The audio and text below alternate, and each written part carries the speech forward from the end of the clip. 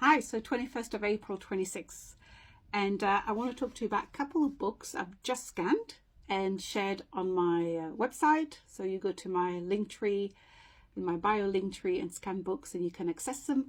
They are 1935 English course for secondary school, book 1 and book 2. Now, not only do I want to talk to you about the content of these books, but also discuss a little bit about 1984 Newspeak, because it's got a very good little bit in here that really ties in with Newspeak, George Orwell's 1984, and other books. And it really highlights what's been happening for 100 years. And it is all about education and dumbing people down by erasing grammar, erasing handwriting, erasing vocabulary, erasing the use of dictionaries. So I hope you can bear with me for a few minutes, because you will come out having learned something else, I hope. Anyway, this is book 1, English Course for Schools, first book, Maurice Alderton Pink. 1935 was the first edition. And what is very interesting here is the book is intended to provide an essential part of the English work of pupils in the first and second years of the normal secondary school course, which is 11 and 12 years old in the UK. And the second book here is 13 to 15 years old, and that's what it says in the introduction. Now, what I do want to read here is the intro, and it's really superb, and I think it gives the idea of the intention and the spirit and what was really the purpose of teaching English in those days. And it's so correct that you must listen, really, because I think you will find it interesting. So here it goes. Introduction. There is no branch of study which is more important than learning to use your native tongue. Language is the means by which you express your thoughts. You may imagine that as you grow up, you will learn naturally and without trouble how to express your ideas clearly and accurately. But this is not so. You must think of language as a tool. You cannot handle a plane or a lathe properly until you have understood the way the plane or the lathe is constructed. And even then, you need a great deal of practice in its use. Similarly, you cannot learn to speak and write easily and correctly without studying the nature of the English language and giving yourself constant practice in speaking and writing. In the first and second parts of this book, you are given a large number of exercises intended to help you to handle the tool of language properly. In the pages dealing with grammar, which you will study side by side with those providing you with practice in expression, you will find a description of the various parts of the tool and an explanation of how those parts fit together. And I think this introduction sums it all up, because we are looking at the art of expression and expressing ideas.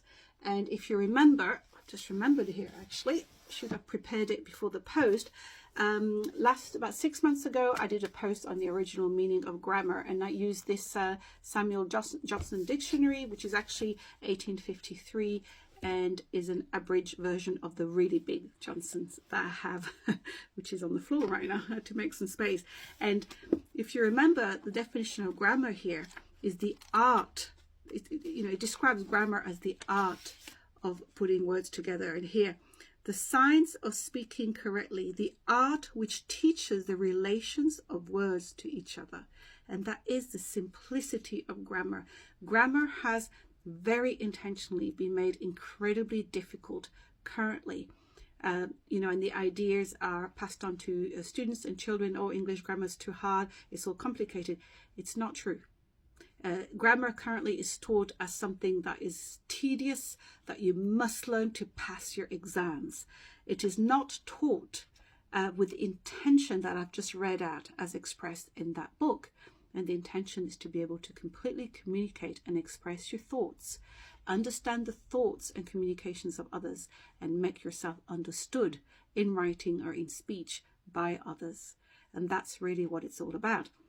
So grammar is the science of speaking correctly, the art which teaches the relations of words to each other.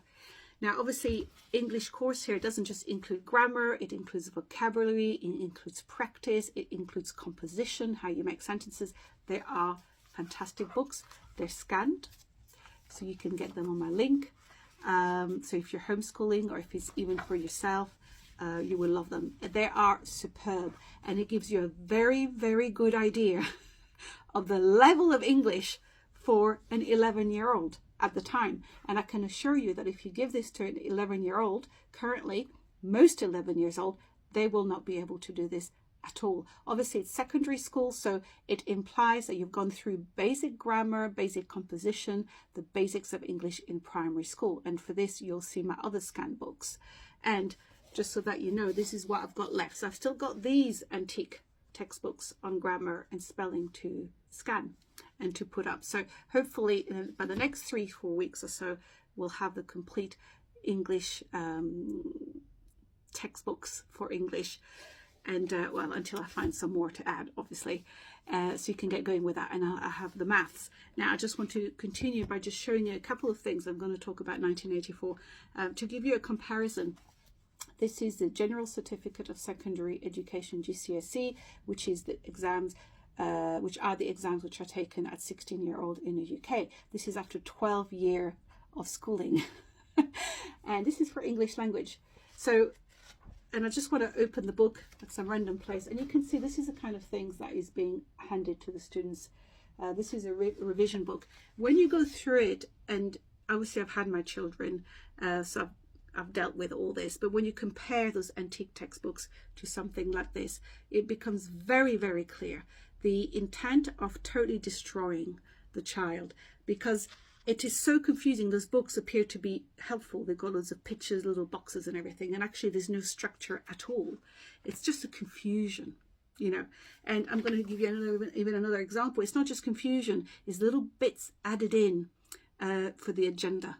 And a great example is on this page here. You have a 19th century letter. It's based on a real letter written to written by Princess Victoria, Queen Victoria, before she became Queen Victoria, to her uncle King Leopold I of Belgium. And it's written to Queen Victoria, sorry, by her uncle. Now, the letter is very, very nice. It's written in 1832. And the King Leopold clearly describes his wife and how fond of his wife he is. And what's interesting is you see lines which are highlighted here, there, and it shows, you know, something like, she's a very great prize which I highly value and cherish. Is basically, when you read the letter, he's very happy to have secured that lady, very fond of her. He describes how he does everything to try to please her. Anyway, but it's very interesting how, for example, on this sentence, she's a very great prize which I highly value and cherish. A little box is added saying women were often seen as belonging to their husbands. And you have loads of little boxes spread out through this whole book about little random datum that have nothing to do with the English language, but they push the agenda, you know, of, you know, the agenda that's going on now. Very, very, very interesting. It's really, really interesting. But this is really the standard that's being taught right now. Very heartbreaking, unfortunately.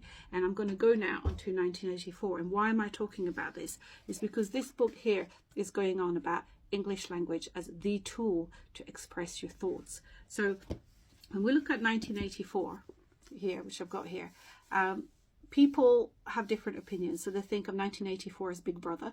You know, Big Brother is watching you, cameras, control, and that sort of thing. Now, 1984 for me is very much to do with Newspeak. And Newspeak is the English language. It's the name of the English language in the book.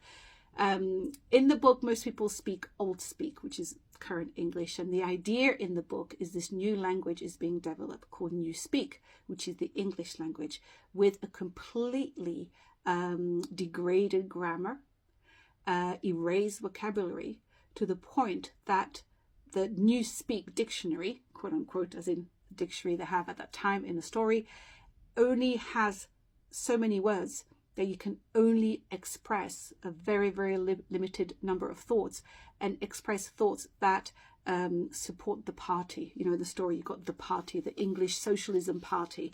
And I want to make a point that at the back of the book, you've got an appendix, and that appendix is available online. So if you Google 1984 appendix, you will find copies of it. And I don't know that people who read that book read the whole appendix, but the whole appendix describes what Newspeak is. And I'm going to add as a side note that there are individuals, there are different opinions that you'll see online, and there are people who think that George Orwell was it controlled opposition, I think that's what it's called, that, you know, he was put there by the government to pretend to be against the government, etc., etc.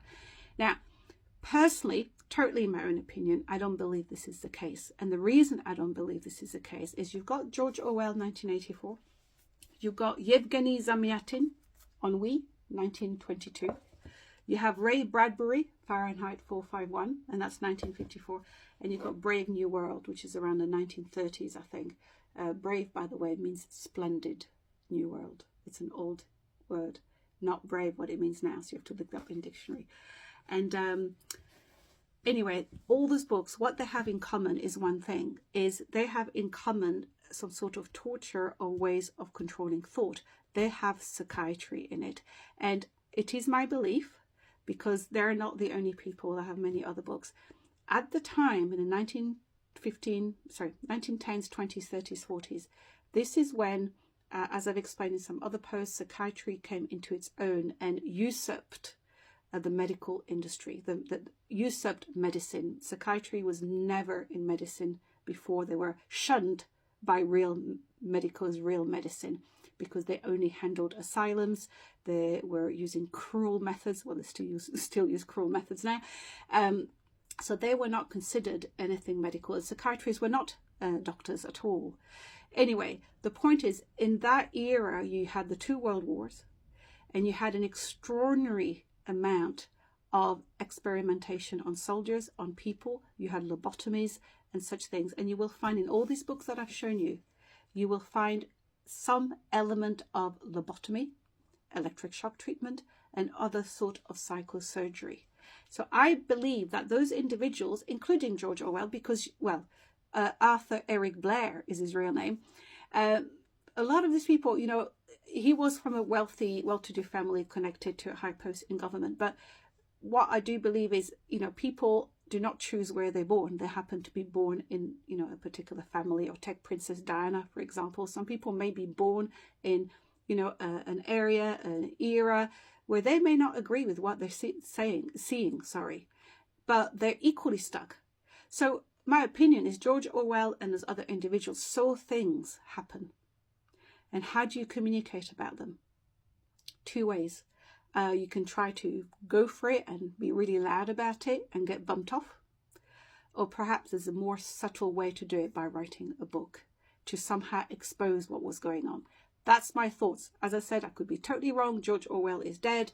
We can't talk to him. We can't ask him. But my view is all these individuals, these authors and other authors I have on my shelf, saw things that were happening and communicated about them. And in each of those books, Brave New World included, by the way, this is all about book burning. You know, the fire service in that book is not there to put out fires. The fire service in that book are there to burn books. And same here, right? There's no books. And it's very, very interesting that I think those people really saw the erosion of language, which was beginning already in 1910 with an education board, with all the different things that were happening to get rid of phonics system and that kind of stuff. So I've discussed that in other posts. But you see that in Newspeak, I'm going to read that there before I end off. The purpose of Newspeak was not only to provide a medium of expression for the worldview and mental habits proper to the devotees of English socialism, but to make all other modes of thought impossible.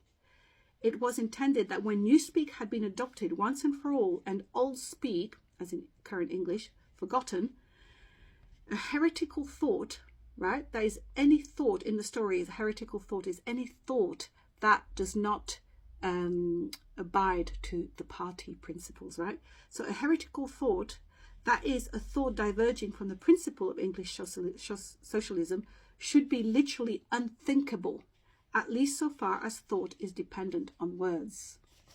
And what we have here is this, you see, and you have at the end, it's got the little section, and it gives at the end, it gives a segment of the Declaration of Independence, right? And it gives an example.